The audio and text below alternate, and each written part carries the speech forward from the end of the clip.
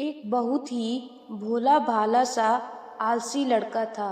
वह कोई काम नहीं करना चाहता था, बस खाना खाता, घूमता और सोते रहता था।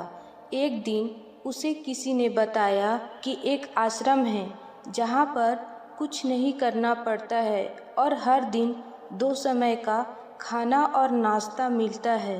तुम वहाँ जाकर के रहो। उस आलसी लड़के ने सोचा कि ये तो बहुत ही बढ़िया है और वह उस आश्रम में जाकर रहने की सोचा। और फिर वह भोला भाला आलसी लड़का अपना सारा सांसारिक जीवन छोड़कर उस आश्रम में जाकर रहने लगा। आश्रम में गुरुजी रहते थे।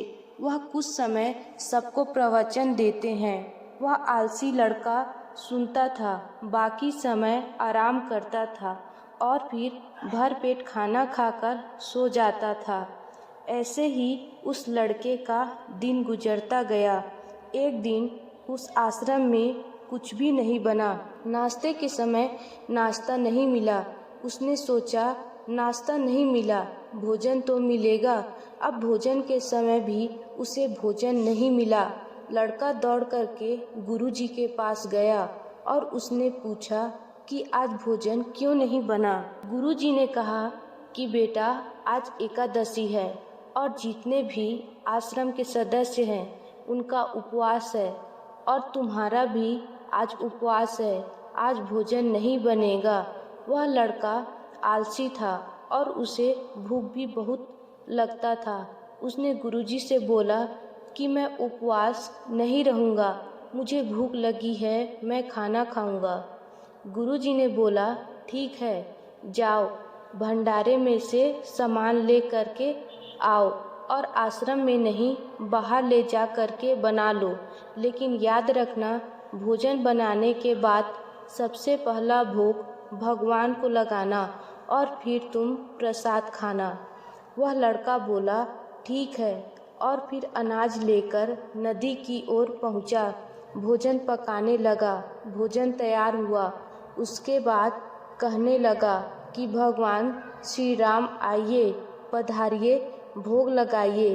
अब जब उसे लगा कि भगवान तो आ नहीं रहे, तो फिर कहने लगा कि मुझे मालूम है आपको तो अच्छा खाने की आदत है, मैं बना नहीं पाया और मुझे अच्छा भोजन बनाने भी नहीं आता, लेकिन जो भी रूखा सूखा बना है आकर खा लीजिए।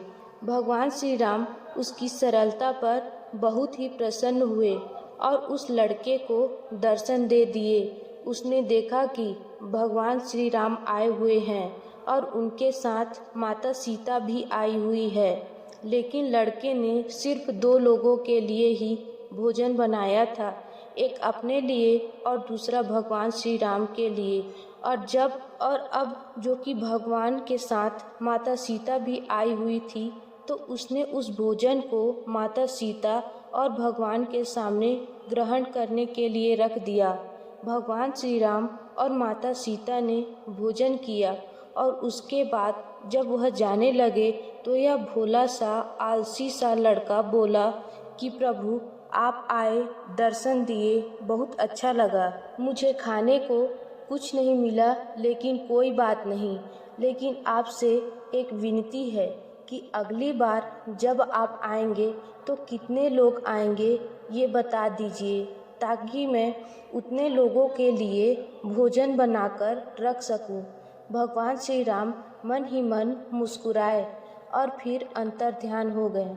लड़का आश्रम गया। दिन बीतता गया और फिर एकादशी का दिन आया और इस बार उसने 3-4 लोगों के लिए अनाज ले करके खाना बनाने के लिए नदी किनारे पहुंचा और उसने बड़े प्रसन्नता से भोजन बनाया और इंतजार करने लगा कि प्रभु आइए और भोग लगाइए।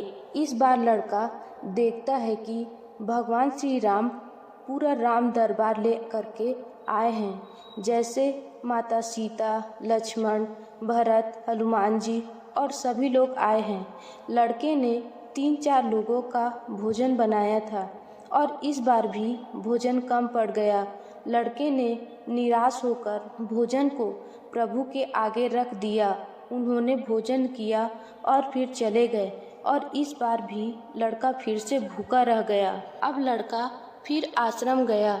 दिन बीतता गया और फिर एकादशी का दिन आया और इस बार गुरुजी से कहने लगा कि गुरुजी, मुझे इस बार थोड़ा ज़्यादा अनाज चाहिए।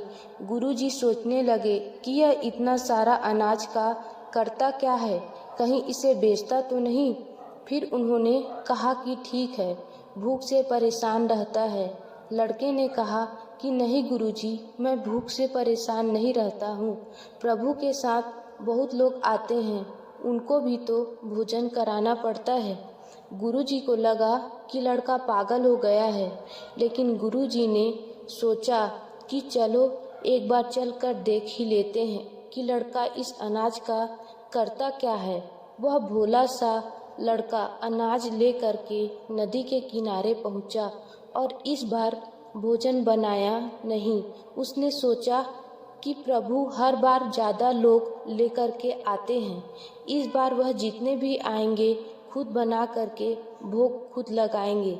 और फिर प्रेम से प्रभु को बुलाने लगा। गुरुजी ये सब छुप कर देख रहे थे कि ये भोजन तो बनाया नहीं और प्रभु को बुला रहा है। लेकिन लड़के ने देखा कि इस बार प्रभु के साथ बहुत से लोग आए हुए हैं, तो उसने प्रभु के सामने हाथ जोड़ करके कहा कि प्रभु माफ़ करना, आप बहुत सारे लोग आते हो, मुझे संख्या पता नहीं होती और मेरी हिम्मत भी नहीं होती कि इतने सारे लोगों के लिए भोजन बनाऊं। आप स्वयं आइए, बनाइए, खाइए और भोग लगाइए। प्रभु मुस्कुराते हैं और अपने साथ आए सभी लोगों के साथ मिल करके भोजन बनाते हैं। गुरुजी ये सब छुप करके देखते हैं और फिर लड़के के पास आ करके कहते हैं कि तुम ये क्या कर रहे हो। लड़का कहता है कि गुरुजी, आपको दिख नहीं रहा है कि भगवान श्री राम पधार चुके हैं, माँ सीता आई हुई है, हनुमान जी आए हुए हैं और भी सभी लोग आए हुए हैं, भोजन बन रहा है। गुरुजी ने बोला कि पागल हो गए हो, मुझे तो कोई दिख नहीं रहा है।